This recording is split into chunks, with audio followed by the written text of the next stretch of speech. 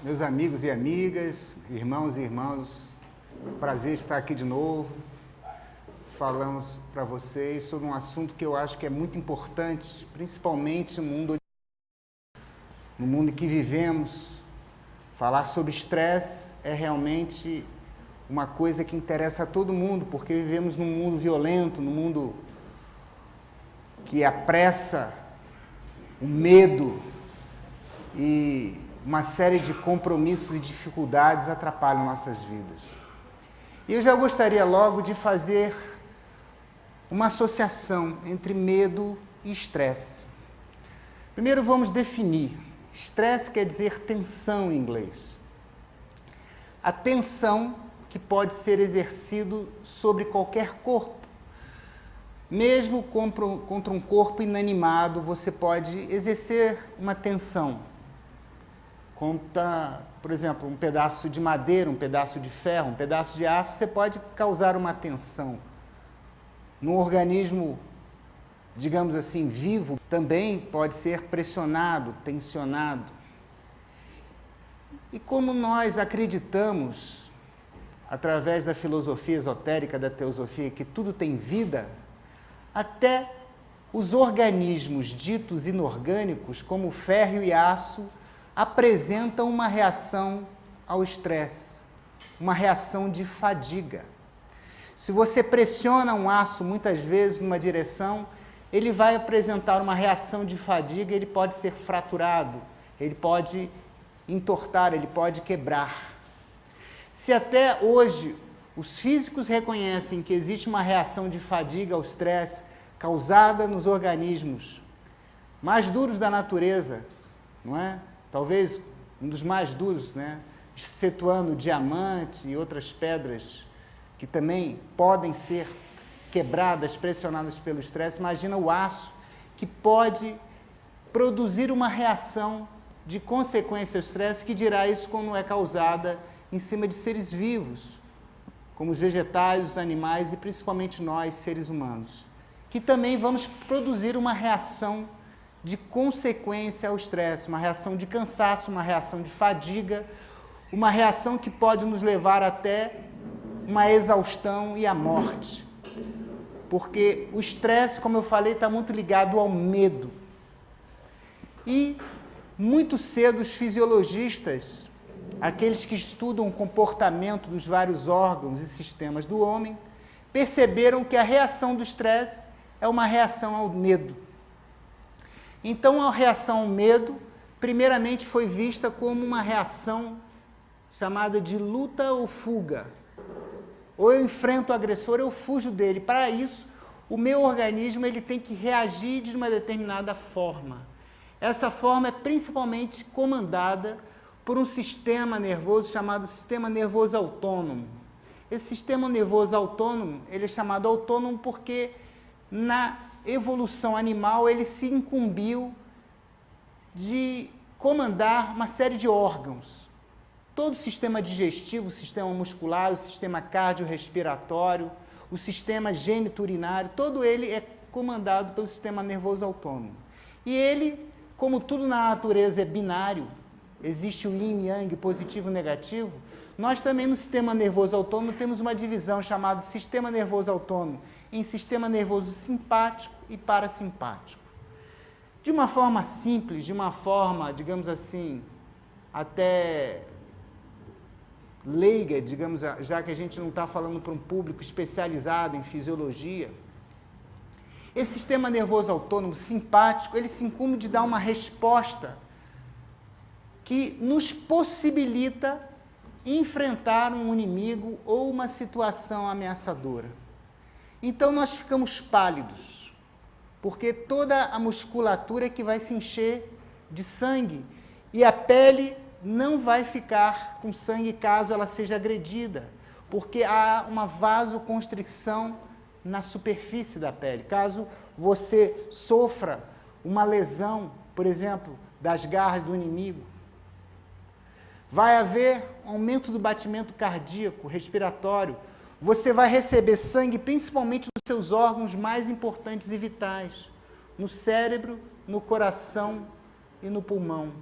que vai mandar para a musculatura para que você possa lutar ou fugir. Não é hora, por exemplo, de você fazer as suas necessidades, os seus esfíncteres devem se fechar. De uma forma simplista, é uma forma em que o organismo todo se prepara para uma luta, para um enfrentamento ou para uma fuga.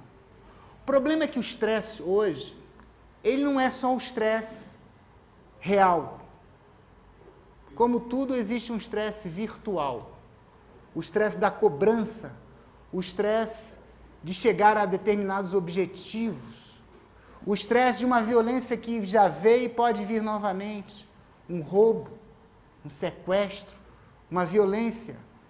E a gente sabe que as violências às vezes estão dentro da nossa própria casa, a gente não precisa buscar a violência ou encontrá-la fora de casa. Às vezes a violência está numa figura conhecida, é o marido, é o pai, é o padrasto, é o enteado, alguém que usa drogas. Então, essa exposição crônica também a uma violência também cria. E aí a ciência, a psicologia, a psiquiatria se incumbem em estudar todos os fenômenos que o estresse pode causar ao indivíduo. O estresse agudo, o estresse crônico, o estresse pós-traumático, o estresse que acontece em crianças, em adolescentes, idosos, às vezes aparecem de formas diferentes. Às vezes a pessoa não consegue expressar aquilo, uma criança às vezes de meses não consegue expressar, mas às vezes ela vai reencenar aquela coisa.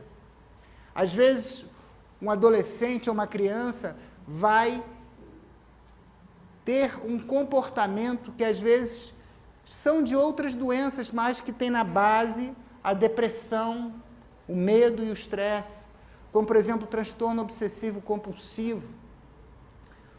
Uma criança, uma mulher que foi estuprada, ela vai às vezes ter uma mania de ficar se lavando, como se quisesse se limpar daquela coisa. Então, a pessoa começa a ter uma mania de limpeza. Ou uma pessoa que já foi assaltada, fica toda hora, será que eu fechei a porta? Será que eu já tranquei tudo? Ou às vezes a pessoa nem teve aquilo, simplesmente por estar exposta ao fato que existe essa violência, ouvir que essa violência já existiu, começa a vivenciar aquele medo, aquela violência, como se fosse ela o protagonista. Então, mesmo que ela não tenha passado por isso, por estar vivendo um mundo violento em que essas coisas acontecem e que saem toda hora na mídia, na televisão, no rádio, no cinema, essa pessoa começa a viver um medo de que aquilo possa acontecer com ela. E a gente tem que perceber que esse medo é uma emoção básica do ser humano. Todos nós nascemos com medo. As crianças, por exemplo, têm um medo básico, medo de ruídos muito altos, medo de perder o equilíbrio caso ela esteja no colo. Agora, todos os outros medos são adquiridos. E a gente vai adquirindo uma série de medos na vida. Com certeza, o medo mais importante e o mais, digamos assim, mais socialmente visto e que a gente vê no consultório é o medo da morte. Todo mundo já falou aqui. É o medo de morrer, talvez seja o medo maior de todos. Mas entre os medos e as fobias, a gente tem muitas. Medo de animais, medo de cobras, medo de vultos, medo de sombra, de assombração, medo de ladrão, como já falei. Tem gente que tem medo de doença, não é?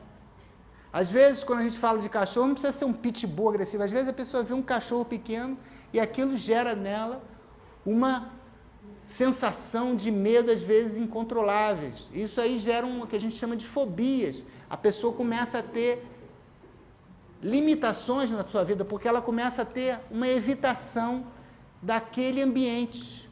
Digamos uma pessoa que teve um acidente de carro e ela acha que vai acontecer um acidente novo. Então, ela já evita de andar de carro ou evita de andar de avião. Caiu um avião, caiu dois, caiu três, eu posso ser o próximo. Então, a pessoa não viaja de avião, ou quando viaja, quando ela enfrenta aquilo, ela tem uma série de sintomas e sinais, ela começa a suar frio, ela começa a ter falta de ar, a claustrofobia, ou pior, ela acha que pode enfrentar aquilo se ela beber 1 ou 2 ou 3 doses de bebida alcoólica. E às vezes, por ser um inibidor, um depressor do sistema nervoso central, aquela situação acrescida daquela droga, que é uma droga lícita, o álcool, causa mais problemas para ela. Ela pode entrar numa crise de agitação psicomotora, e às vezes a gente vê isso.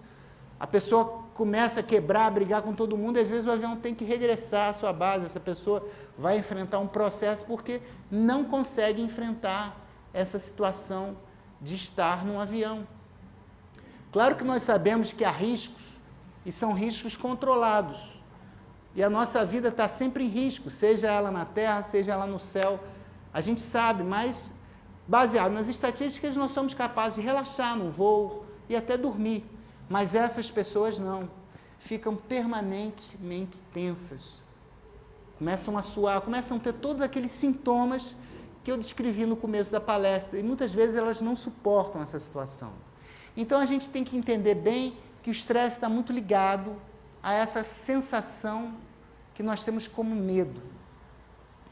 Mas os cientistas também descobriram que, além do envolvimento com esse sistema nervoso importantíssimo, que é o sistema nervoso autônomo, e principalmente o sistema nervoso autônomo simpático, que eu citei também que o parasimpático também pode existir, existe uma conexão endócrina, ou seja, hormonal, para que esse sistema também seja funcionante. Ou seja, nós temos aí mais um sistema que é posto em jogo, que é o sistema adrenocórtico cotrópico, que tem a ver também com a hipófise, com as suprarrenais, e tem a ver também com o hipotálamo, que controla todas as glândulas do organismo, e principalmente a suprarrenal, que é uma glândula que fica em cima dos rins.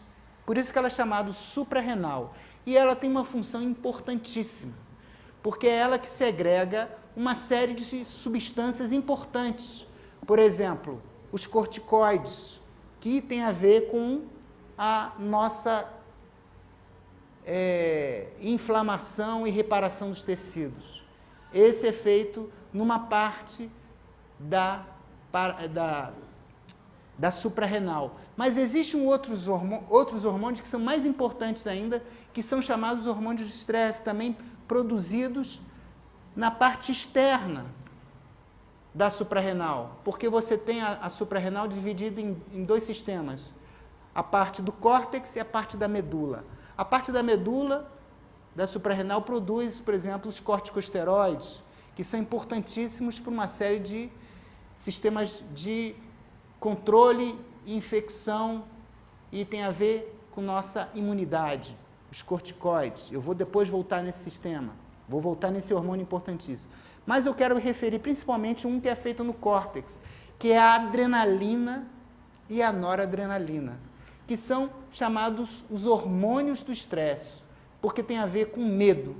Quando você tem medo, no seu sistema nervoso, há um alerta, e principalmente no seu sistema circulatório, porque glândulas são secretoras que levam pequenas substâncias que têm um grande poder, que são os hormônios, diretamente na circulação, que vai direto ao cérebro, e há uma ativação de todo o sistema, que é a adrenalina e noradrenalina, que tem a ver com a vasoconstrição de todo o nosso sistema, que faz com que o nosso sangue seja bombeado mais rápido, porque o coração começa a bombear mais rápido e mais forte.